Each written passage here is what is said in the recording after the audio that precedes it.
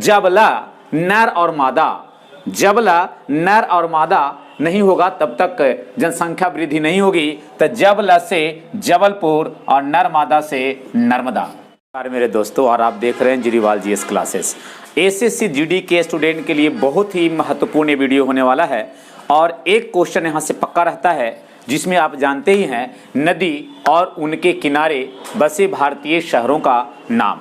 पूरा full trick के साथ आप इसको देख पाएंगे। एकदम शहर का नाम देखते के साथ हमें नदी का नाम याद हो जाता है। जैसे हम लोग पहला लेकर चलते हैं, लिखा हुआ है जबलपुर।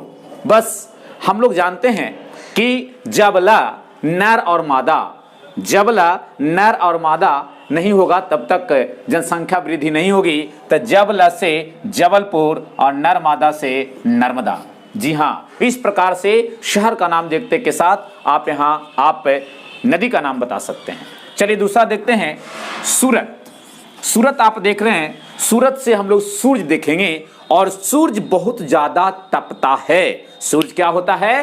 तपता है। अर्थात सूरत ताप्ती नदी के तट पर बसा हुआ है। तो शायद ये दो तुरंत याद हो गया होगा। जबला नर मादा नहीं मिलेगा, जनसंख्या नहीं बढ़ेगी। अर्थात जबलपुर नर्मदा नदी के तट पर बसा हुआ है और सूरज बहुत ही तपता है। अर्थात सूरत ताप्ती नदी के तट पर बसा हुआ है।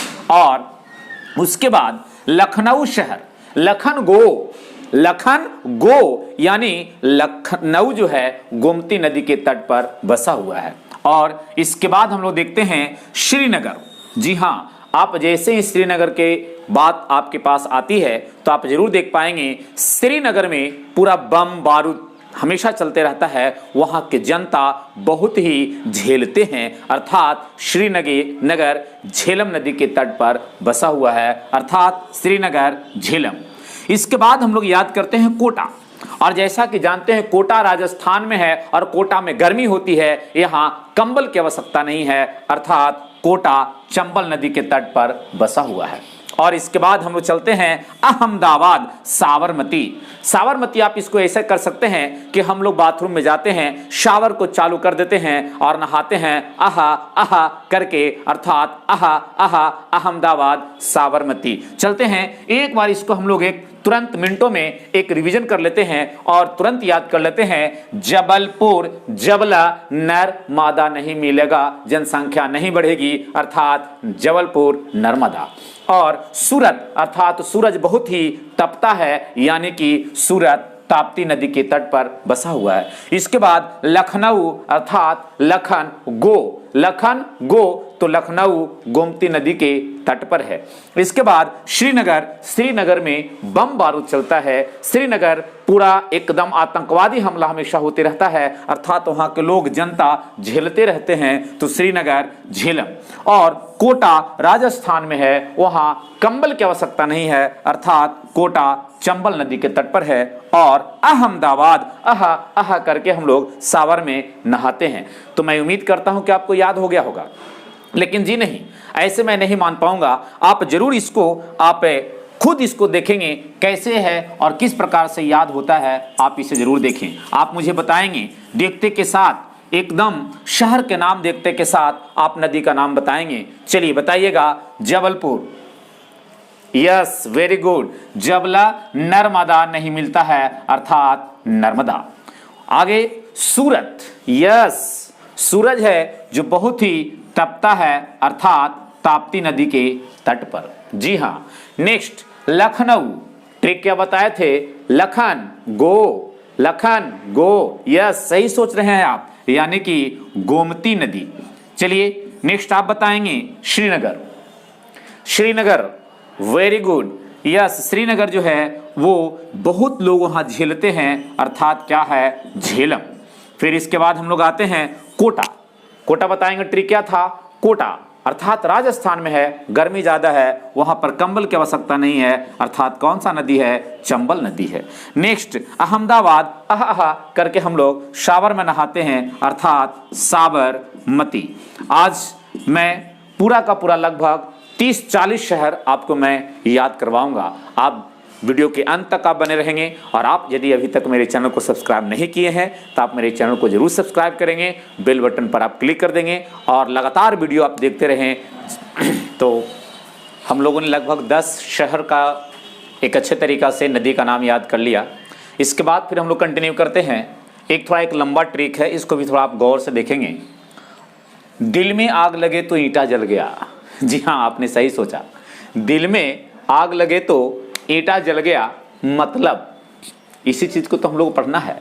दिल है दिल वालों का, अर्थात दिल्ली, यानी हम लोग पढ़ेंगे दिल से दिल्ली। और आग का मतलब आगरा, और ईंटा का मतलब इटावा का नाम सुने होंगे, और मत का मतलब मथुरा। यानी ये जो आपका 4 शहर यमुना नदी के तट पर बसा हुआ है। ट्रिक क्या आप लोगों ने देखा? दिल में आग लगे तो ईंटा जल गया, अर्थात दिल से दिल्ली, आग से आगरा और ईंटा से इटावा। इसका मतलब मथुरा। और ये 4 शहर जो आप लोगों ने देखा, यह कौन सा नदी के ऊपर है? तो यमुना नदी के तट पर बसा हुआ है। चलते हैं नेक्स्ट। इसके बाद देखते हैं इलाहाबाद। आपने नाम सुना होगा। इलाहाबाद किस नदी के तट पर बसा हुआ है? ईला। तो जब पूजा होता है तो कहता है क्या ला? तो ईला। इसका मतलब बिना गंगा जल का शुद्ध होने वाला नहीं है, अर्थात कौन सा नदी होगा? गंगा। इसके बाद अयोध्या, ये सबको याद रहता है, कौन सा नदी है? सरजू। अयोध्या सरजू नदी के तट पर बसा हुआ है। और नेक्स्ट हम लोग बात करते हैं बद्रीनाथ। ऐसे इसको तो गंगा बोला जाता है, लेकिन आप इसे गौर से देखेंगे तो गंगा का 2 ब्रांच है, 2 शाखाएं हैं। एक का नाम है अलकनंदा और दूसरा का नाम है हरिद्वार। फिर भी हम लोग देखते हैं कि बद्रीनाथ है वो गंगा नदी के तट पर बसा हुआ है।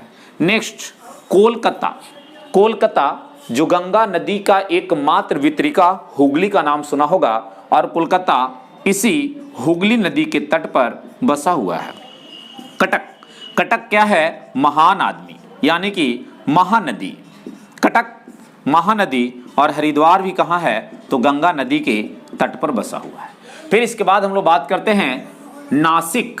आप इसको ऐसे याद कीजिए, नासिक, यानी इसको हम लोग आशिक बोलेंगे, और आशिक को हम लोग गोद में बैठाएंगे। आशिक कहाँ बैठता है? गोद में, अर्थात नासिक का क्या हो जाएगा? गोदावरी। उसके बाद राउरकेला, बस इसको उठा लीजिए। केला सबसे ज्यादा कौन खाते हैं?